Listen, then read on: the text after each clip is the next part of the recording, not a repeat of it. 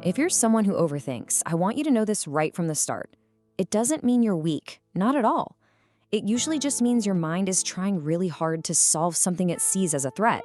It's a protection mechanism, a built-in feature of your mind's ancient operating system.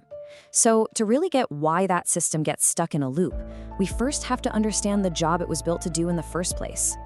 So to figure out why your mind sometimes spins out of control, we actually have to go way, way back. For over 100,000 years, the human mind's #1 job, its top priority, was to be a don't-get-killed device. Seriously, its whole purpose was to constantly be on the lookout for anything that might hurt you so you could avoid it. We're all basically running on some very, very old software. And this right here, this contrast, is absolutely key. That ancient software, it was perfect for short-term physical threats like, a saber-toothed tiger jumping out of the bushes. But today, we fire up that exact same fight or flight response for chronic psychological stress. A cryptic text message from your boss can trigger the same internal alarm bells as a predator. And that's where the mismatch happens. So the thing to remember is that this system is always on, constantly scanning and judging everything. Is this good or is it bad? Is it safe or dangerous, helpful or harmful? It was an amazing tool for our ancestors for sure. But for us, it means our minds are constantly looking for trouble, even when there's no real immediate danger anywhere in sight. Okay, so if our brain is wired to neutralize threats, what in the world does it do when the threat is something it can't see or punch?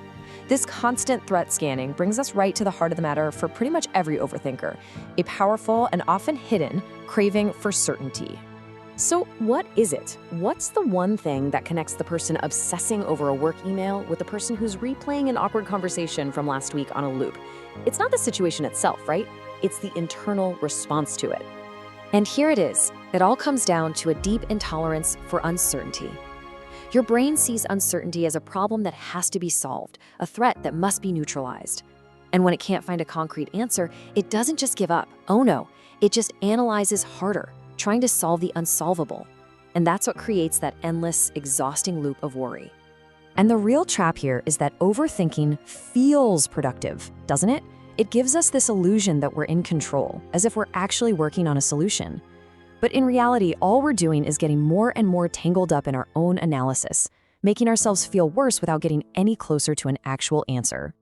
So this is how that desperate need for certainty creates a trap, a cycle that just keeps feeding itself, one that can feel absolutely impossible to break free from.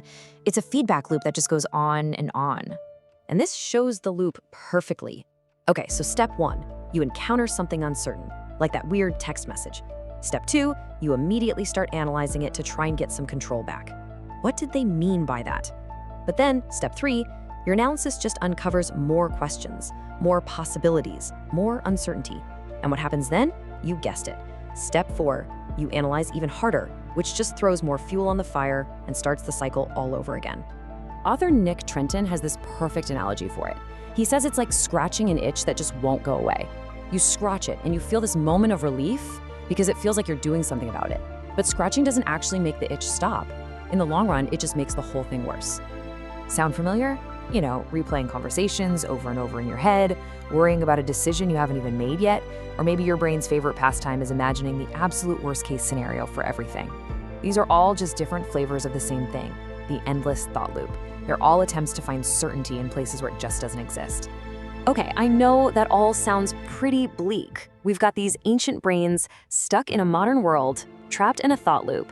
But here's the good news. You can absolutely interrupt this cycle. And the solution? Well, it's probably not what you think it is. Now, this is probably the most important idea we're going to talk about. Trying to stop your thoughts, to just force them out of your head, it usually just makes them stronger. It's like trying not to think about a pink elephant. The real goal isn't to stop thinking, it's to change your relationship with your thoughts, to stop fighting with them and instead learn to just watch them without getting carried away. There's a really powerful technique for this called cognitive diffusion. It's a concept from Dr. Russ Harris, and it's all about creating a little bit of space between you and your thoughts. It's the skill of recognizing that your thoughts are just that, thoughts. They're just words and images passing through your mind. They aren't necessarily true, and they are definitely not orders you have to follow. So how do you actually do it? Well, it's surprisingly simple. First, you just notice the thought without judging yourself for having it. Second, you label it. So instead of thinking, I'm going to fail, you just say to yourself, I'm having the thought that I'm going to fail. See that little shift? That simple phrase creates instant distance. And third, you just let the thought be there. You don't have to fight it, you don't have to engage with it, you just let it come and go. And this right here is the end goal. You learn to treat your thoughts like a radio playing softly in another room. You can acknowledge they're there, you can hear the noise, but you don't have to tune in and let them take over your entire world. So as we wrap this up, I really want you to take this idea with you. The mind that overthinks isn't broken. It's not faulty. It's simply learned to search for certainty in a world that, let's be honest, doesn't always offer it. The real key is to teach your mind, with a bit of compassion, that it's okay to let go of the struggle. Expand your mind. Join Blue Mind Theory.